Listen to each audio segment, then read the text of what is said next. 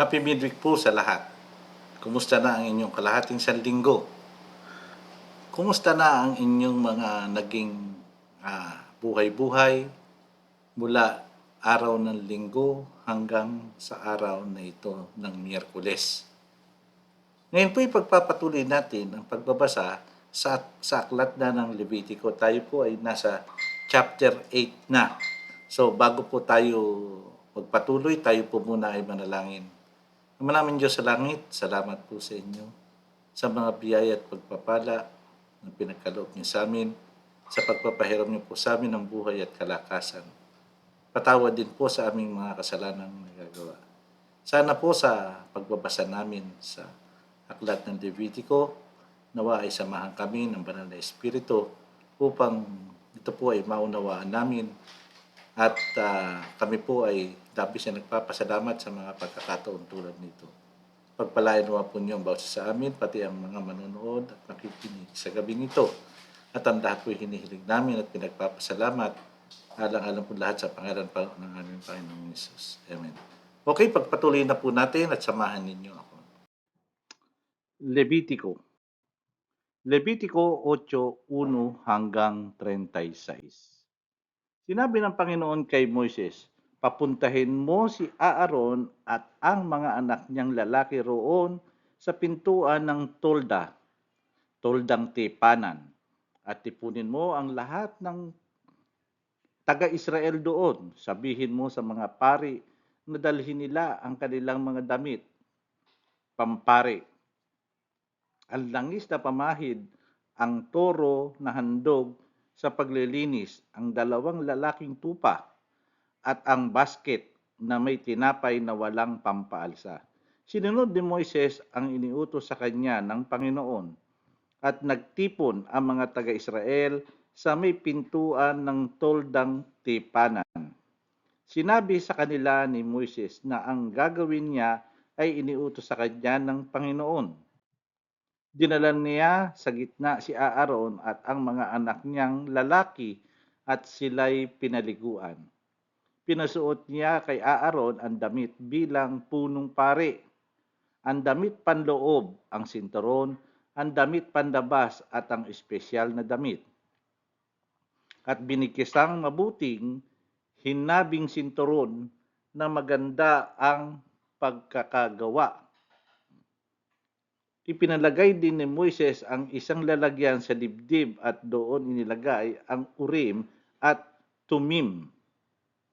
At ipinasuot din niya ang turban sa ulo ni Aaron. At sa harap ng turban ay ikinabit ang gintong singsing o ang gintong sagisag ng pagtatalaga kay Aaron para sa Panginoon. Ginawang lahat ito ni Moises ayon sa iniutos sa kanya ng Panginoon. Pagkatapos kinuha ni Moises ang langis at winisikan ang tolda at ang lahat ng nasa loob bilang pagtatalaga ng lahat ng ito para sa Panginoon. Winisikan din niya ng langis ang altar ng 7 beses at ang lahat ng kagamitan na naroon. Pati ang planggana at ang patungan nito. Ginawa ito para ihandog sa Panginoon. Pagkatapos binuksan niya ang langis, ang ulo ni Aaron bilang pagtatalaga sa kanya sa Panginoon. At pinalapit niya sa gitna ang mga anak na lalaki ni Aaron at pinasuot sa kanila ang kasuotan nilang na pampari at nilagyan ng sinturon. Ipinasuot din sa kanila ang kanilang mga turban. Ginawa ito ni Moises ayon sa iniutos sa kanya ng Panginoon. Pagkatapos ito, pinanukala o pinakuha ni Moises ang baka na handog sa paglilinis at ipinatong ni Aaron at ng mga anak niya ang mga kamay nila sa ulo ng baka. Pagkatapos pinatay ni Moises ang baka at kimuha siya ng dugo. Inilubog niya ang kanyang daliri sa dugo at pinahiran niya ang parang sungay sa mga sulok ng altar para luminis ito. At ang natirang dugo ay ibinuhos niya sa ilalim ng altar. Sa ganitong paraan niya itinalaga ang altar sa Panginoon upang maging karapat-dapat sa lugar na pinaghahandugan ng pantubos sa kasalanan.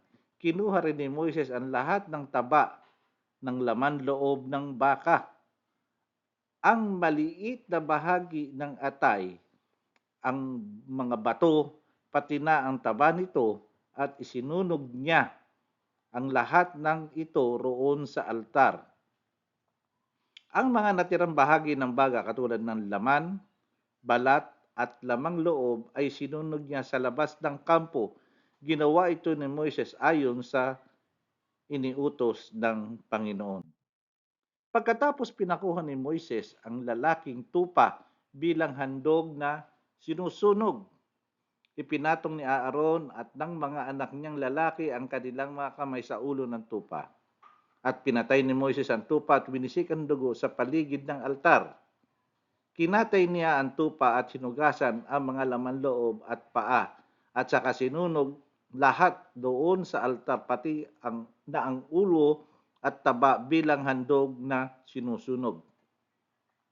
Ang mabangong samyo ng handog na ito sa pamamagitan ng apoy ay makalulugod sa Panginoon. Ginawa ito ni Moises ayon sa utos sa kanya ng Panginoon.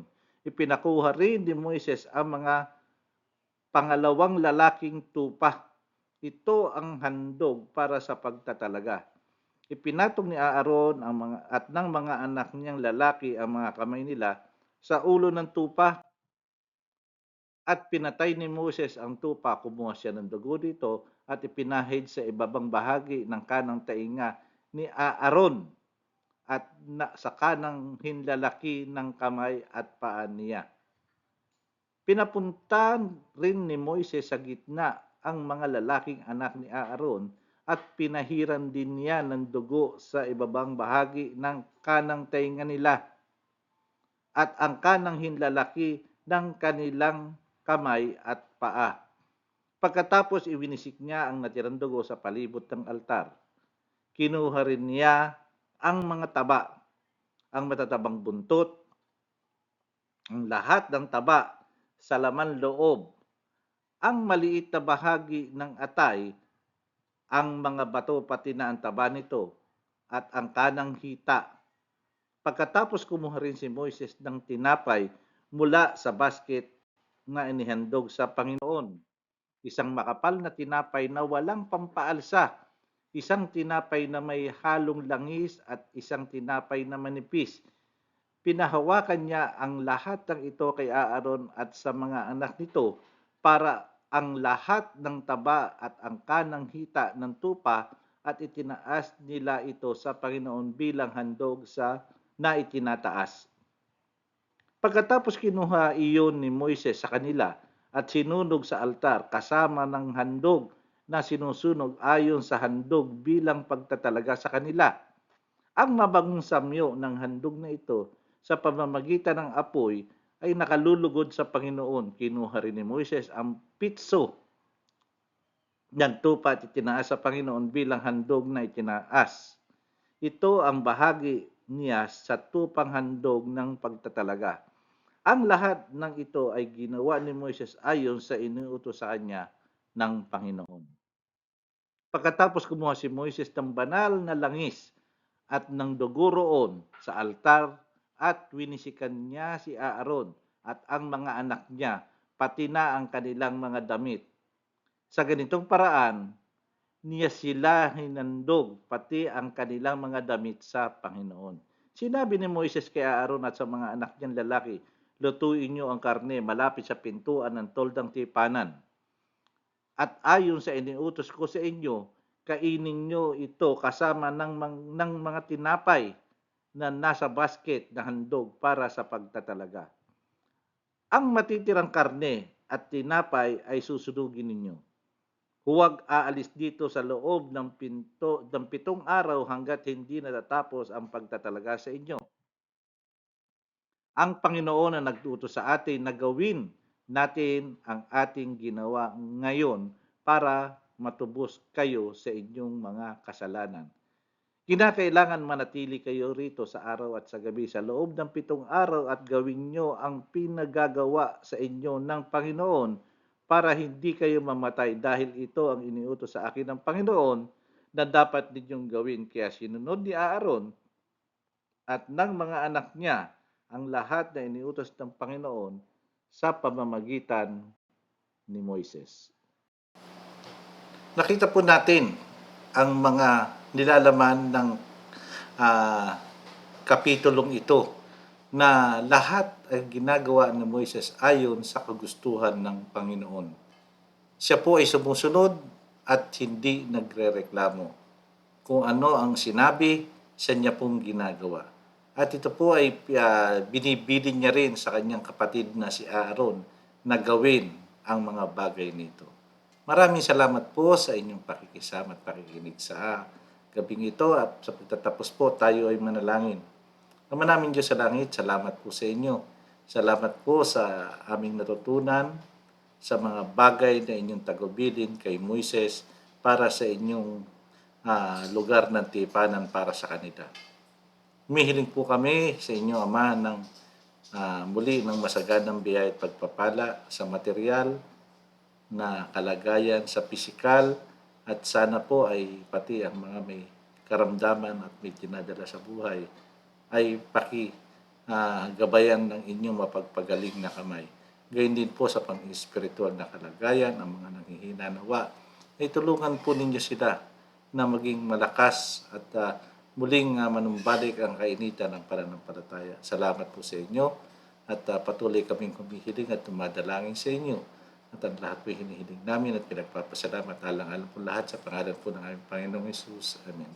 Okay mga kapatid, ngayon po ay humihiling po tayo na sana ay sa susunod na araw, sa araw ng Biyernes, araw ng Sabat ay pakisamahan nawa po nyo. Ulit tayo, magsama-sama tayo para sa susunod na kapitulo. Maraming salamat po at ang biyaya at pagpapala ng Panginoon ay sumaatin.